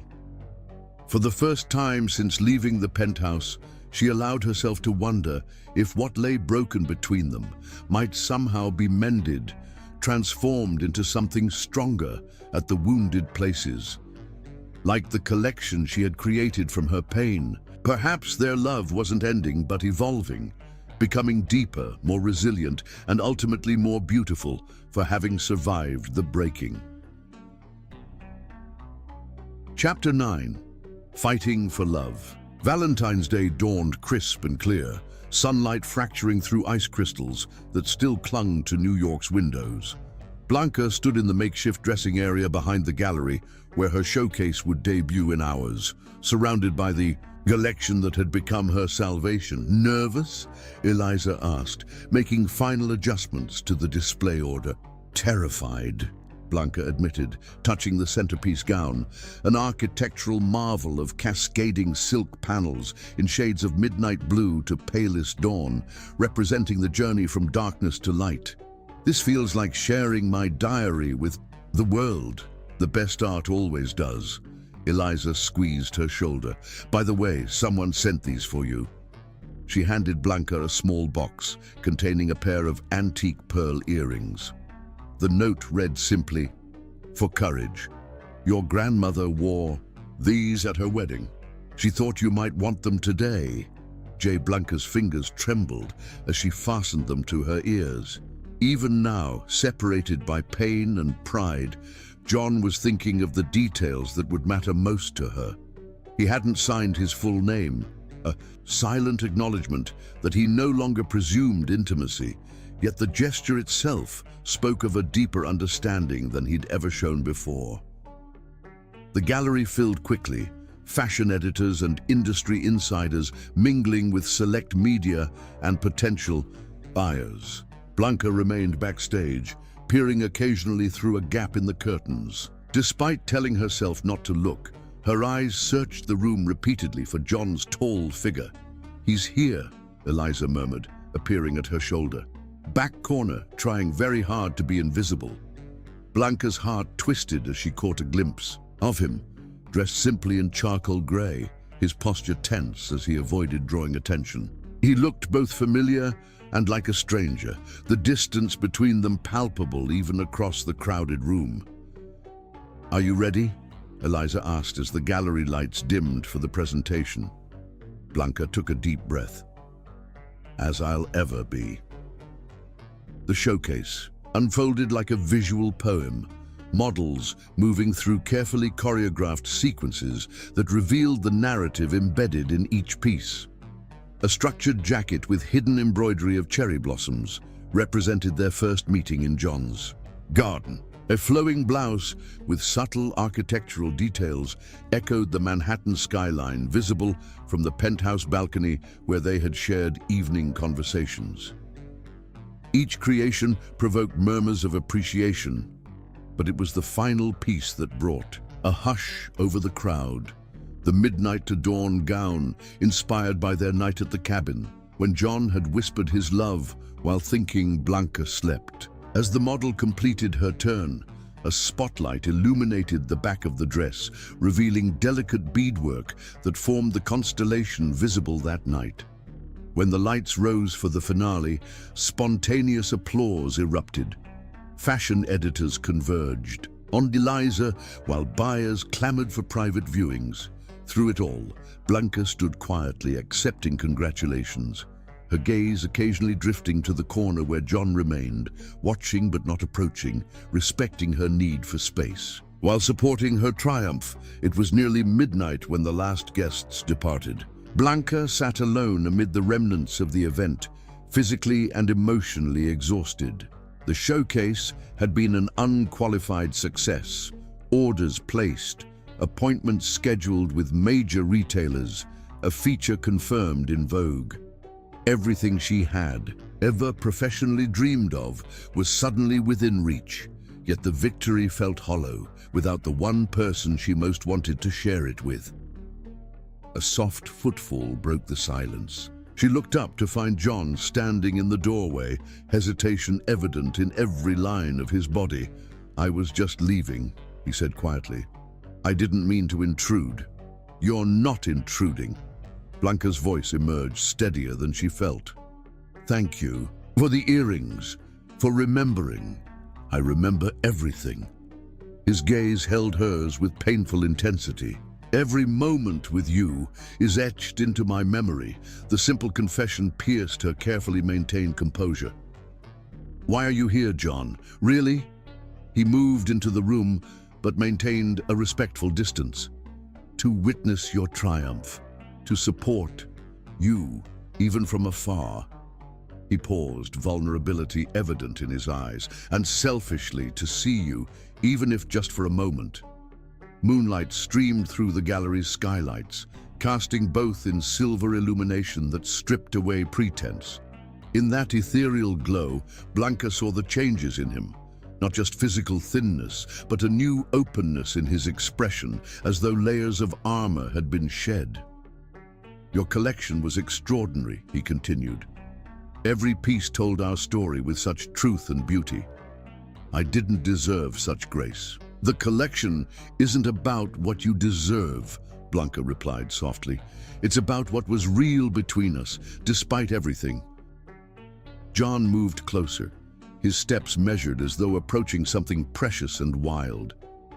"I've spent every day since you left trying to become someone worthy of that reality, someone capable of trust, vulnerability, love without conditions. Parker has been arrested for corporate espionage and fraud, but honestly, I'm more concerned about the damage I did to us than the damage he did to the company." "Those aren't qualities you can acquire through sheer determination, John." "No," he agreed, stopping an arm's length away. "They're choices you make moment by moment, day after day, and I'm making them, Blanca, even knowing you might never come back." She studied him, searching for signs of the calculating businessman who had once viewed their marriage as a transaction. Instead, she found only raw honesty in his gaze. "I've been seeing a therapist," he continued when she remained silent. "Learning to recognize how trauma shaped my inability to trust. It doesn't excuse what I did, but it helps me understand it and change it." "I'm glad," Blanca said sincerely, though her heart ached with the space still between them. John reached into his pocket and withdrew a small velvet pouch. I've been carrying this since the night you left. He opened it to reveal her wedding ring, the platinum band she had placed on the coffee table before walking away. I had it remade, he explained, holding it out so she could see the new engraving. Inside, trust chosen daily, love without fear. Blanca's breath caught as the meaning of the inscription washed over her. It wasn't a demand or expectation. It was a promise of how he intended to love her if given the chance. I'm not asking you to wear it again, John said, his voice rough with emotion. I'm asking if I can earn the right to place it on your finger. Someday, when you're ready, if you're ever ready. Blanca's breath caught, her voice dropping to a whisper. You've changed. Because of you, he whispered. You showed me what love could be. Even if we're never together again, that gift changed me forever. Blanca stood, closing the distance between them with slow steps. I needed this time apart, she admitted, to find myself outside of us, to know I could survive without you. And now I know I can live without you. She reached up to touch his face, feeling him tremble beneath her fingertips. But I don't want to. Hope flared in John's eyes, quickly tempered with caution. Blanca, I can't promise I'll never fail. Again, I can only promise to keep trying, keep growing, keep choosing trust even when fear whispers otherwise. That's all anyone can promise, she whispered. When their lips finally met, it wasn't with the desperate passion of their earlier romance, but with something deeper, a tender recognition of broken pieces carefully gathered and offered again. This kiss held both memory and possibility, acknowledging pain without being defined by it.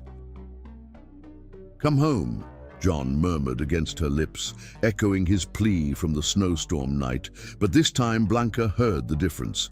He wasn't asking her to return to his penthouse or his life as it had been. He was asking her to build something new with him, a home created from genuine love rather than convenience or arrangement. Not yet, she answered gently, feeling him tense before she continued. But soon, when we're both ready to begin again, properly this time. In the moonlit gallery, surrounded by fabric manifestations of their journey, they held each other with the careful wonder of those who had nearly lost everything. Their path forward wouldn't be simple or immediate, but for the first time since their separation, both could see it clearly, a future built on choice rather than chance, on trust deliberately, cultivated rather than demanded. The night their accidental marriage had truly become a choice. Chapter 10, Vows of Forever. Spring arrived in New York with an explosion of cherry blossoms and renewal, mirroring the careful rebirth happening between Blanca and John. They had chosen to begin again slowly, dating properly, learning each other with fresh eyes and open hearts. 3 months had passed since the showcase, a period of deliberate healing and rediscovery. John had temporarily stepped back from Charnock Technologies, appointing a trusted CEO while he focused on personal growth and rebuilding what mattered most. Blanca had moved into a small but beautiful apartment in Chelsea, establishing her independence, while nurturing her burgeoning design career. They met twice weekly for scheduled dates and spoke daily, but maintained separate residences, a boundary that both respected as necessary for their new foundation. Tonight marked a special milestone, their first official attendance as a couple at the annual Metropolitan Museum Gala, where Blanca had been invited to showcase one of her designs worn by a prominent actress. As she prepared in her apartment, surrounded by fabric swatches and sketches for her expanding collection, her phone chimed with a message from John. Look outside your window. Curious, she moved to the small balcony overlooking the street below. There stood John beside his car, gazing up at her with a smile that still made her heart skip. Instead of his usual driver, he had come personally to escort her, a small gesture that spoke volumes about the man he was becoming. You look beautiful, he said simply when she joined him, his eyes taking in the elegant gown she had designed specifically for tonight. A creation in pale gold that caught the light with every movement. "Thank you for coming yourself," Blanca replied, accepting his offered hand with the flutter of anticipation that had never diminished, even through their separation. "I wanted tonight to be just us," John explained as they drove toward the museum. "No staff, no barriers, just John and Blanca." At the gala, they navigated the red carpet with practiced ease, John's hand resting protectively at the small of her back. Despite the cameras and curious stares, they moved in their own intimate bubble, exchanging private glances and subtle touches that spoke of reconnection deepening with each passing day. "Your dress is causing quite a stir," John murmured, as yet. Another attendee complimented Blanca's design. "Everyone's asking who created it." "Let them wonder a little longer," she replied with a secret smile.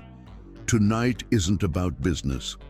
As they circulated through the glittering crowd, Blanca noticed a shift in how John engaged with others. Where once he had been politely distant, now he listened with genuine interest, laughed more freely, and introduced Blanca not as his wife, but with words that carried deeper meaning. "This is Blanca, the woman who taught me what matters." Near midnight, when the celebration reached its peak, John led her away from the crowd to a secluded balcony overlooking the museum gardens. The space had been transformed with hundreds of tiny lights and scattered cherry blossoms, an echo of their first meeting in his garden. "What is all this?" Blanca asked, wonder in her voice as she took in the magical setting. John's expression turned serious as he took both her hands in his. "1 year ago today, you walked into my life through an arrangement neither of us truly chose. What began as transaction became the greatest gift I've ever received, and the one I nearly destroyed through fear." Blanca squeezed his hands gently, acknowledging the pain they had traversed without allowing it to overshadow this moment. "These past months apart taught me something essential," John continued. "That love isn't possession or protection or providing. It's presence. It's choosing someone every day, especially when that choice is difficult." Reaching into his pocket, he withdrew a small box unlike any jewelry case Blanca had seen before. Handcrafted wood, inlaid with mother of pearl. "This isn't your wedding ring," he clarified, seeing her expression. "That remains yours to reclaim if you're ready." Instead, the box contained a delicate key fashioned from rose gold, hung on a simple chain. "What does it open?" Blanca asked softly. "A new beginning." John's voice roughened with emotion. "I found a cottage on the Hudson, small, surrounded by gardens, filled with light for your designs. Not a penthouse or mansion, but a true home we could build together. Equal partners, no power imbalance, no reminders of our past mistakes." Tears gathered in Blanca's eyes as she recognized the profound significance of his gesture. John Charnock, who had built his identity on towering achievements and material success, was offering something revolutionary, a humble space created for love rather than impression. "This isn't a demand or expectation," he hastened to add. "The cottage will wait until you're ready, a month from now, a year, never. The choice is entirely yours, as it always should have been." Blanca cradled the key in her palm, feeling its weight. So light physically, yet carrying the gravity of everything they had endured and everything they might become. "May I see it?" she asked. "This cottage?" John's expression brightened with cautious hope. "Now? Now?" Blanca smiled through her tears. "Tonight feels like the right time for new beginnings." They slipped away from the gala, driving north along the moonlit Hudson until the city lights faded behind them. When they finally turned onto a winding country road, Blanca felt a sense of peaceful anticipation, unlike anything she had experienced in their tumultuous history. The cottage appeared around a final bend, a stone structure with climbing roses, framing the doorway, surrounded by gardens that would explode with color come summer. Though modest by John's former standards, it radiated character and warmth even in darkness. "It's perfect," Blanca whispered as they approached, the key warm in her hand. Inside, the space revealed John's thoughtful attention to detail. Walls of windows to capture natural light, a studio space with northern exposure ideal for design work, cozy rooms that invited conversation and comfort rather than formality. But it was the bedroom that finally broke Blanca's composure.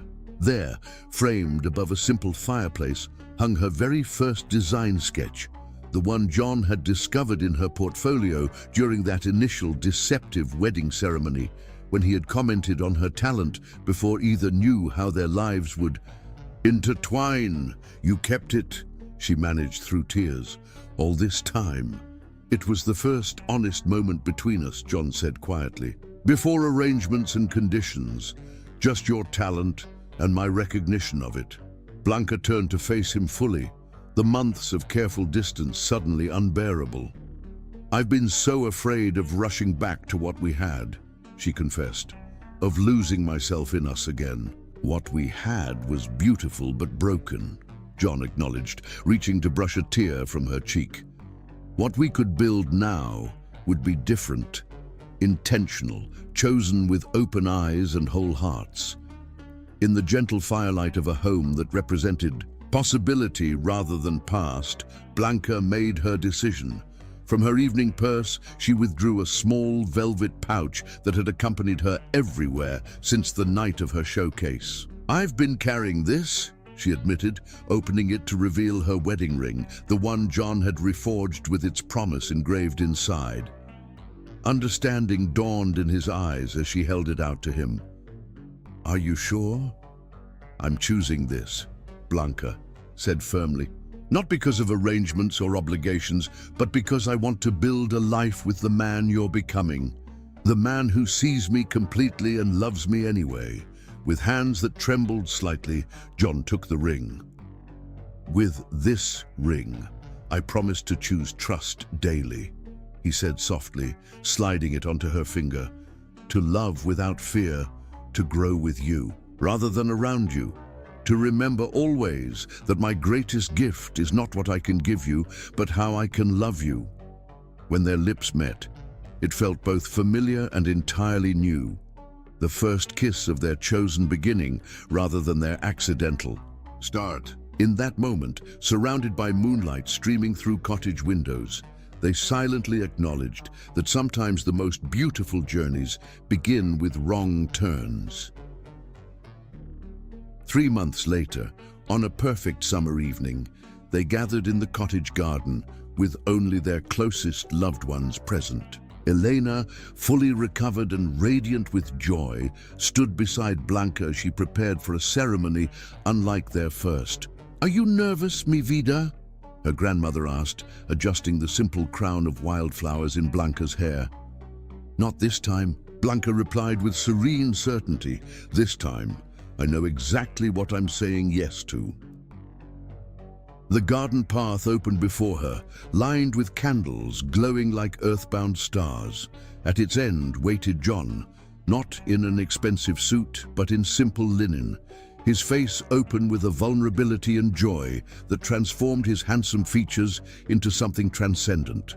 Their vows, spoken without officiant or audience expectations, flowed from hearts that had learned love's true language through pain and restoration. "I promise to remember that love is not possession, but freedom," John vowed, his voice steady with conviction. "To trust, not just in good times, but especially in doubt. To see you always as you truly are, my accidental beginning and my deliberate forever." Blanca's answering promise came wrapped in the strength she had discovered within herself. "I vow to bring my whole self to our marriage, not just the easy parts, but my dreams, fears, and truths. To choose you daily, not from need, but from want. To remember always that our greatest story began with our greatest mistake." As twilight settled around them, John and Blanca sealed their intentional vows with a kiss that held both their painful past and hopeful future, a complete circle of breaking and mending. Later that night, as they lay tangled together in the cottage that had become home, John traced the curve of Blanca's face with reverent fingers. "What are you thinking?" she asked, catching his hand and pressing a kiss to his palm. "That some people